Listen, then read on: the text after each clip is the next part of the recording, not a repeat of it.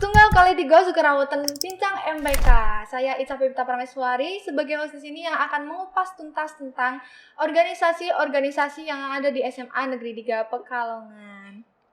Nah, tema kita kali ini yaitu Let's Know More About OSIS. Kita udah kedatangan narasumber nih dari perwakilan OSIS. Boleh tahu nggak namanya siapa?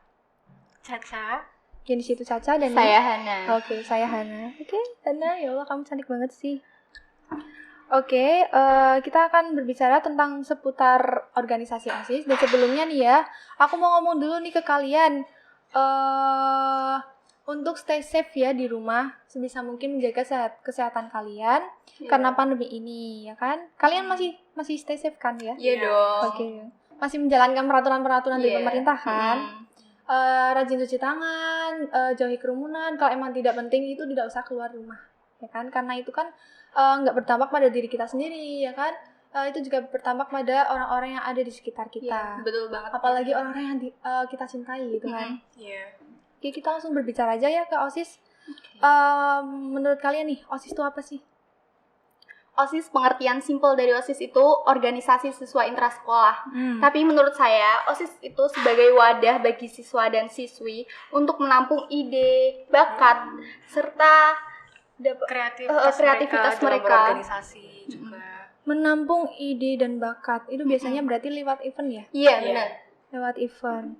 Oke, kalau tujuan OSIS untuk SMA Negeri 3 Pekalongan itu apa sih? Tujuan OSIS SMA Negeri 3 Pekalongan itu menyukseskan event-event yang ada di sekolah. Juga OSIS itu tujuannya ya untuk menjauhkan siswa dan siswi dari kegiatan-kegiatan negatif. Jadi kan kita lebih menyibukkan dengan hal-hal positif dalam menjalankan event-event. Ya, itu bagus sih. Iya.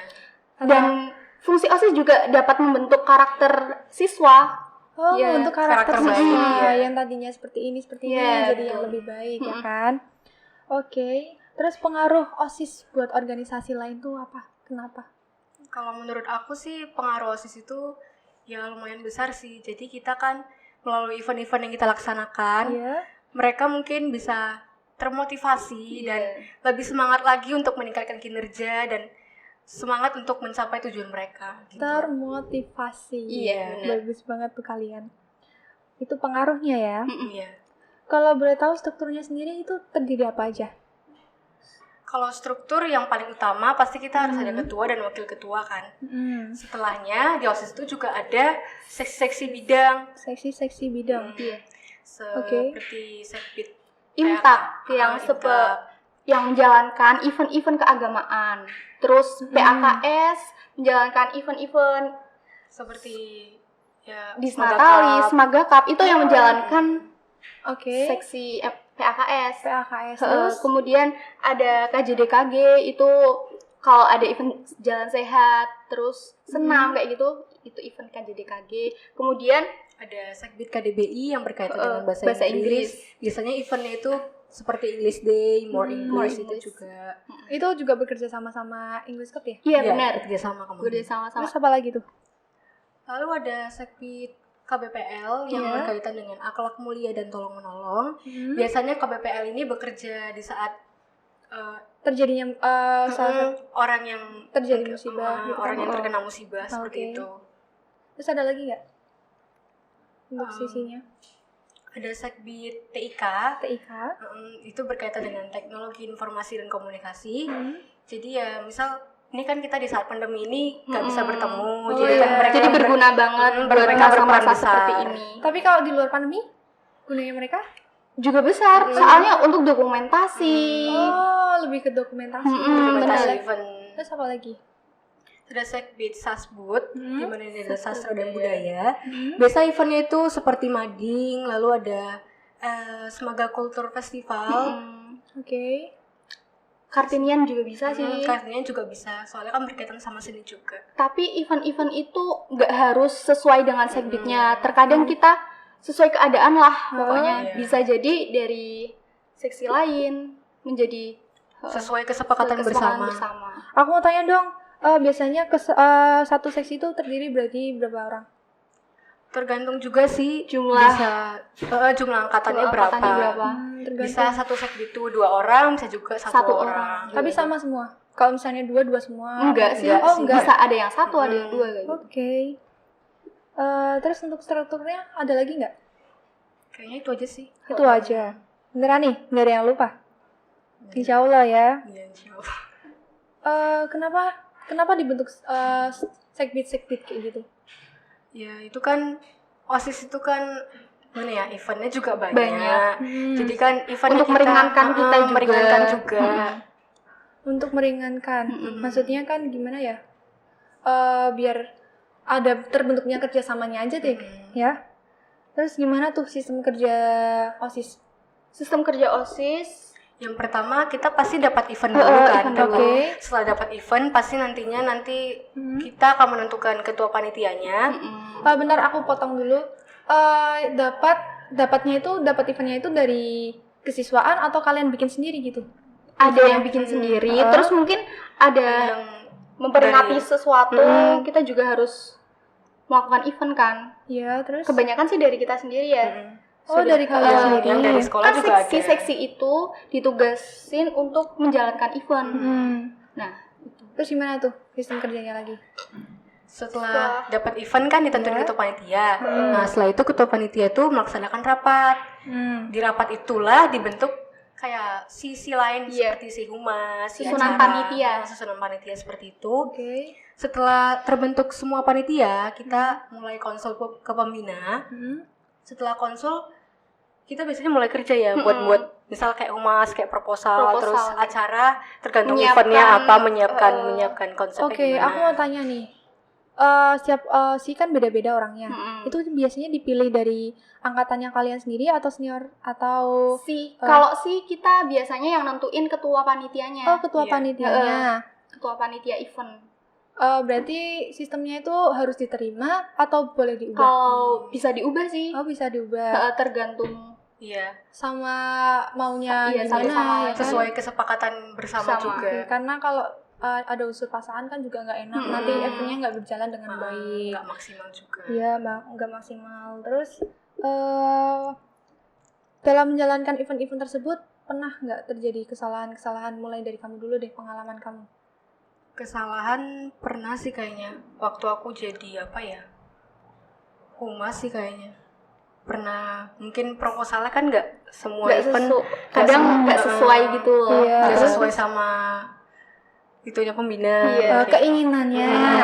Mungkin kan masih ada yang kesalahan gitu. Itu sih kesalahan yang pernah aku lakukan. Terus revisi juga. Itu fatal nggak menurut kamu? Enggak kan? Enggak sih, maksudnya ya memang kesalahan. Maksudnya kita juga melakukan kesalahan, tapi kan masih bisa diperbaiki. Masih bisa diperbaiki. Oke, kalau kamu gimana?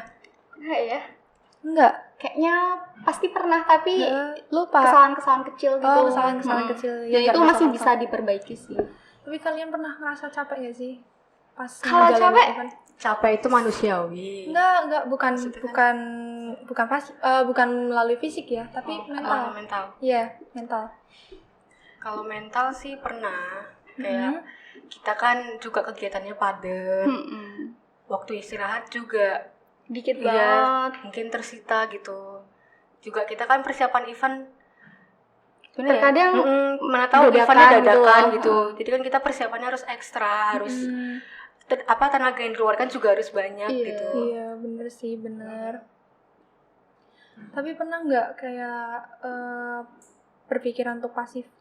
Kalian? Enggak sih, soalnya udah tekad dari awal. Kita sudah janji waktu seleksi untuk bisa bertanggung jawab. Kalau misal nih ya ada anggota yang pasif, motivasi dari kalian tuh apa? Gimana ya? Ya kita berusaha buat ngerangkul anaknya dulu sih sebenarnya.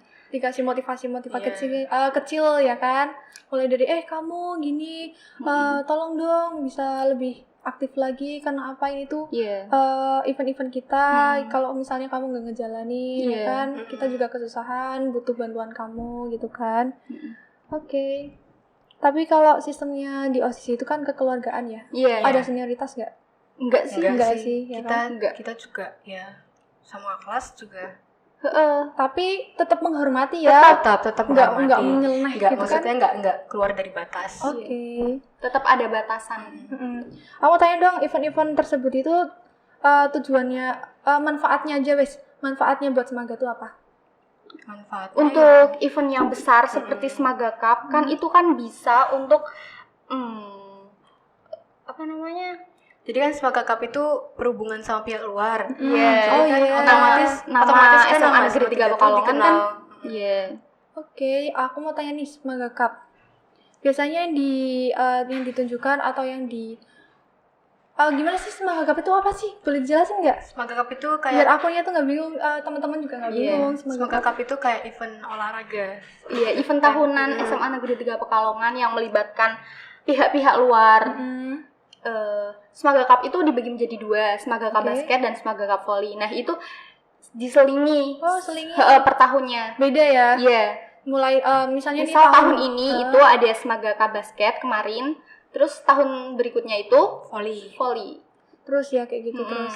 Tapi rencana ini mau ngadain nggak tahun ini? Tahunnya kalian? Tergantung keadaan juga sih.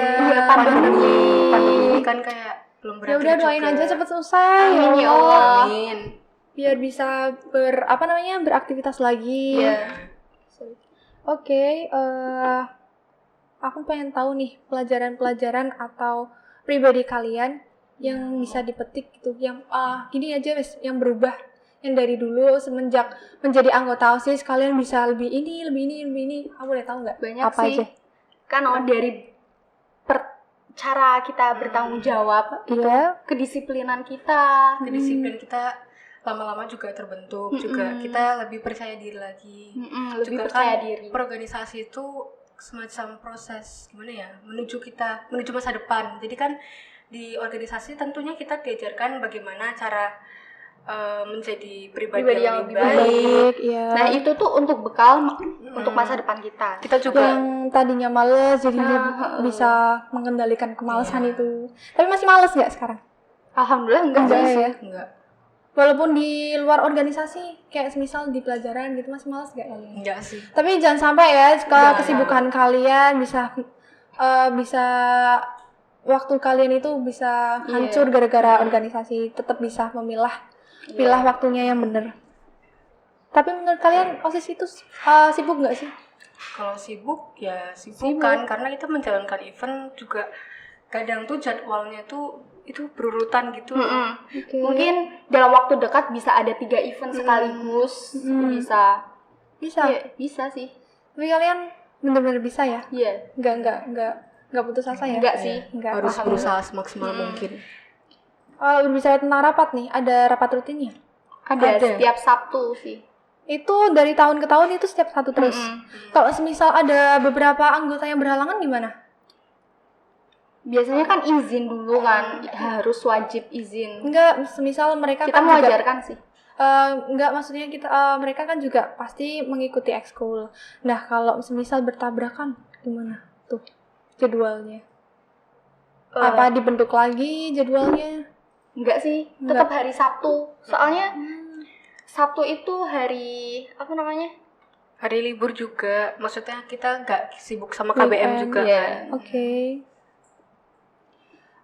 Kalau rapat-rapat yang ada juga kan pasti rapat-rapat yang biasanya mau diadain event gitu kan.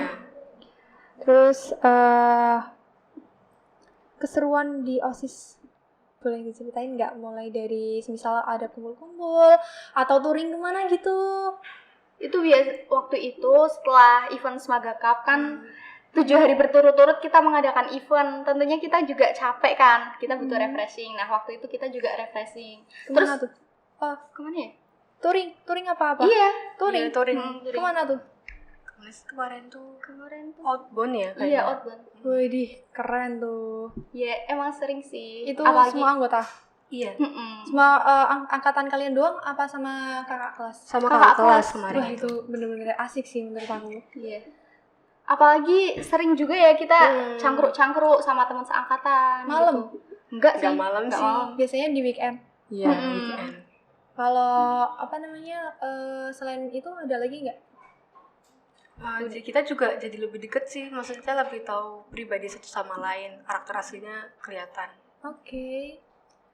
Ya, aku mau tanya nih, event-event yang paling kalian sukai, mulai dari Caca dulu deh. Aku yang paling berkesan selama jadi pengurus OSIS itu Smaga Cup sih. Smaga Cup.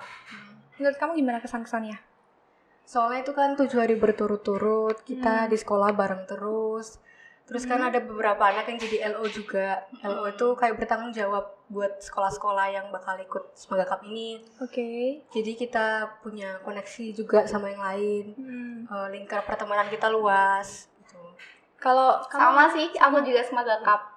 Kalau yang lainnya ada lagi nggak? Maksudnya selain Semoga Cup? Ada si KPK Kepo, ya nggak sih? KPK Kepo. KPK Kepo. Itu tuh kayak kemah gitu loh. Oh, kemah. Oh, sih juga nggak ada kemah ya? Iya. Nggak cuma DA doang ya?